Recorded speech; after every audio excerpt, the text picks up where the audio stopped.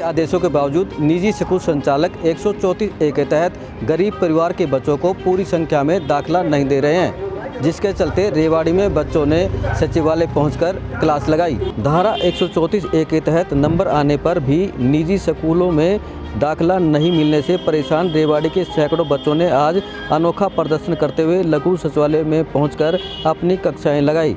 बच्चों के अभिभावकों ने कहा कि जब तक उन्हें दाखिला नहीं मिलेगा वे ऐसे ही लघु सचिवालय में कक्षाएं लगाते रहेंगे।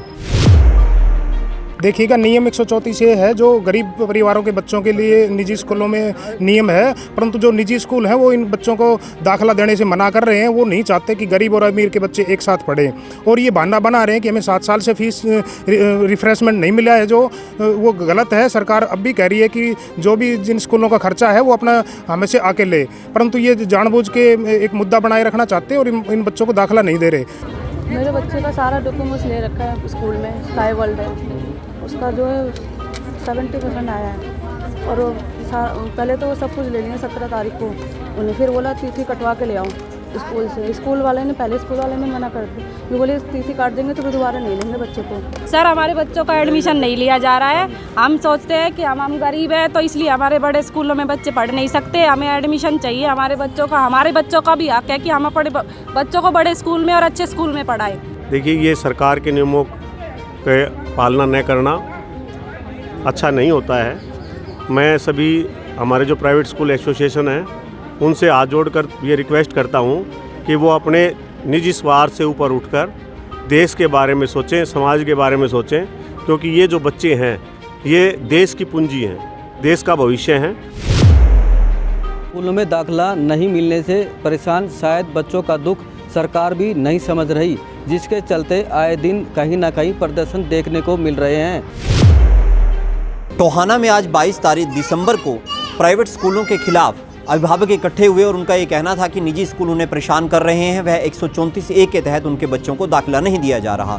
तरह तरह की बहानेबाजी बनाई जा रही है, जिसको लेकर आज वो टोहाना के लघु सचिवालय में इकट्ठे हुए। यहाँ पर SDM जो है उनसे मिले, इसके बाद वो यहाँ पर महिला एवं बाल विकास अधिकारी से भी मिले। उनका कहना है कि उनके बच्चों को परेशान किया जा रहा है, घर की महिलाओं को परेशान किया जा रहा है, इसलिए ऐसे निजी स्कूलों के खिलाफ FIR दर्ज होनी चाहिए।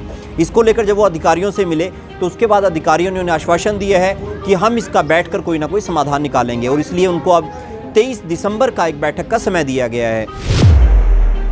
हमने महिला विकास बाल विकास को बात की है, चिट्ठी दी है उनको, तो हमारी अभी तक कोई भी कानूनी कार्रवाई नहीं हो रही। तो हम ये चाहते हैं कि हमारे बच्चों का जो एडमिशन मना कर रहे हैं प्राइवेट स्कूलों वाले, उनका एडमिशन होना चाहिए। अब देखना ये होगा कि निजी स्कूल, अभिभावक व प्रशासन इस मामले को कैसे सुलझाते हैं। तो अब देखने वाली बात यही रहेगी। पर कुल मिलाकर अभिभावकों का ये कहना है कि सरकार के द्वारा नीतियां तो बना दी जाती हैं मगर उसको लागू नहीं किया जाता, जिसके चलते आमजन को परेशानी महसूस करनी पड़ती है।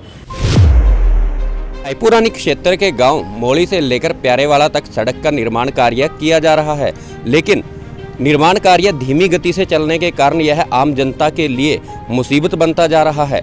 आपको बता दें कि रायपुरानी क्षेत्र के गांव बडोना कला और खेड़ी के पास हर रोज सड़क पर 2 पहिया वाहन चालक गिरकर घायल हो रहे हैं। इस समस्या के बारे में स्थानीय लोगों के द्वारा पंचकुला के उपायुक्त महावीर कौशिक को भी अवगत कराया गया है, लेकिन प्रशासन की तरफ से अभी तक इस पर कोई कार्रवाई नहीं की गई है। वहीं लोगों की प्रशासन से यही मांग है कि जल्द से जल्द इस निर्माण कार्य को पूरा किया जाए। ऐसा राजे, यहाँ पर मेरे ख्याल जब से रोड का काम है कम से कम 20 एक्सीडेंट हो रही है। दोनों पुली में, खेड़ी में 2 पुलियाँ काम चल रहा है। प्रशासन को फ़ोन करते हैं, ठेकेदार को करते हैं, कोई फ़ोन नहीं सुनता। आज भी एक लड़का रेपरोड़े का था, 112 में फ़ोन करके अभी बचाया, उसका भी एक्सीडेंट हो गया। तो सड़क वाला मामला है, ये आपने मेरे संज्ञान में लाया है, तो मैं संबंधित विभाग से इसके बारे में जानकारी लूँगा। अब देखने वाली बात यह होगी कि कब तक जिला प्रशासन जो इस सड़क के निर्माण कार्य को पूरा करता है और लोगों को आ रही मुसीबत से निजात दिलाता है।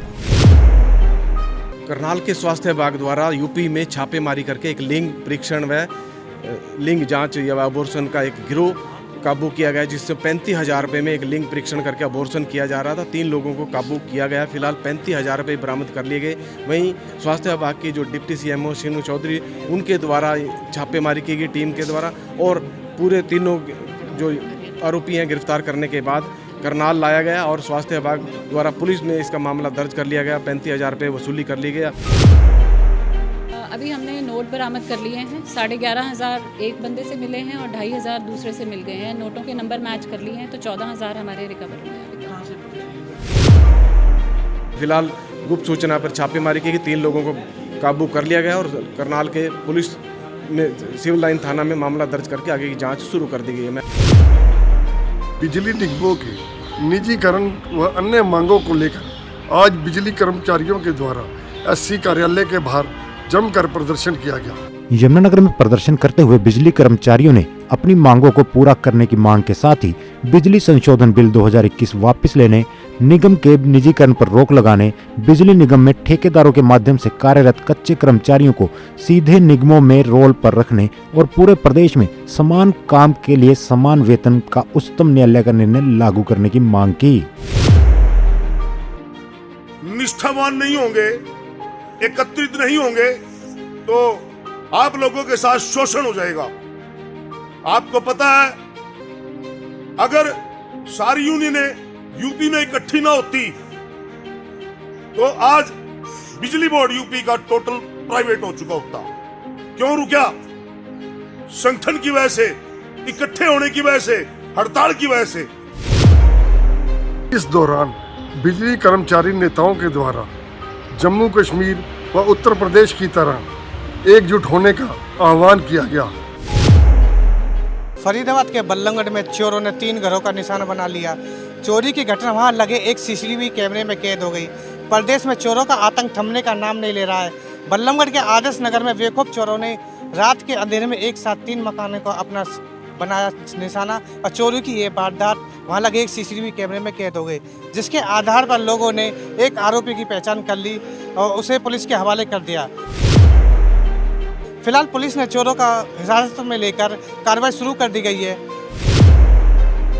करनाल के श्यामगढ़ में पोटैटो टेक्नोलॉजी में एक ऐसी विधि तैयार की गई है जो कि हवा में आलू तैयार किया जा रहा है। हवा में आलू उगाने की टेक्निक है वो पूरी तरह से अब काम कर रही है और छोटे आलू हैं बीज के रूप में वो पैदा होने शुरू हो गए हैं और यहाँ पर ये कुछ दिन के बाद एक बड़ा आलू बन जाएगा और इसको यहाँ से पिकअप किया जाएगा, तोड़ा जाएगा और नई टेक्निक के साथ ज़मीन में दोबारा से ज़्यादा आलू पैदा करने के लिए आगे उसको लगाया जाएगा। फिर यहाँ पर ये बीज पैदा किया जा रहा है और हवा में आलू जो तैयार है। ये टेक्नोलॉजी जो है पूरी तरह से टिश्यू कल्चर बेस्ड टेक्नोलॉजी है।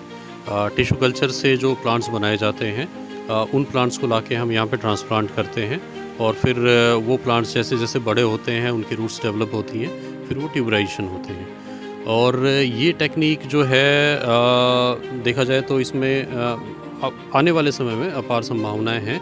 ये बहुत सारी जगहों पे बहुत पहले से करी जा रही है। इंडिया में थोड़ा सा इसका अभी ज़्यादा प्रचार प्रसार नहीं है। जैसे ये हमारा ग्रो बॉक्स है, वहाँ पर हमारे अंडरग्राउंड एक टैंक बनाया हुआ है, उसके अंदर MS मीडिया है जिसकी कंपोजिशन होती है मैक्रो प्लस माइक्रो न्यूट्रेंट। तो उस वहाँ से जो न्यूट्रेंट सॉल्यूशन फॉर्म में ग्रो बॉक्स में आता है, ग्रो बॉक्स से मिक्सटिंग होती है न्यूट्रेंट की, तो वो रूट तक पहुँचता है आलू की, तो जिससे जो भी प्लांट को जो भी न्यूट्रेंट चाहिए होते हैं वो पौधा जो है वो न्यूट्रेंट रिसीव कर लेता है, वो प्राप्त कर लेता है, जिससे हमें इसकी जो भी न्यूट्रेंट की कमी होती है वो पूरी हो जाती है आलू की। इससे किसानों की आमदनी में काफ़ी फ़ायदा होने वाला और एक अच्छी जो टेक्नोलॉजी है, अच्छी टेक्निक है, इससे ज़्यादा पैदावार भी होगी और एक बिना बीमारी रहित आलू यहाँ पर तैयार किया जाएगा। लगातार बढ़ती हुई सर्दी को देखते हुए अम्बाला प्रशासन ने रेड क्रॉस की मदद से नेकी की दीवार शुरू की है। नेकी की इस दीवार से जरूरतमंद लोगों को सर्दी से बचने के लिए मुफ्त में गर्म कपड़े दिए जाएंगे। डीसी विक्रम सिंह यादव ने लोगों से इस काम में प्रशासन की मदद करने की अपील की है, जिसके चलते जरूरतमंद लोगों को सर्दी से बचाया जा सके। आज से हमने गर्म कंबल या जुराबें बंटवानी शुरू कर दी हैं और आपके माध्यम से सभी अम्बाला वासियों से भी हमारा आग्रह रहेगा कि अगर कुछ भी वो डोनेट करना चाहें, पुराने कपड़े हों चाहे नए हों, जो कुछ भी कोई भी डोनेट करना चाहे यहाँ पे आके डोनेट कर सकता है। रेड क्रॉस की मदद से शुरू की गई इस पहल में कई स्कूल और समाज सेवी संगठन भी प्रशासन की मदद को आगे आए हैं।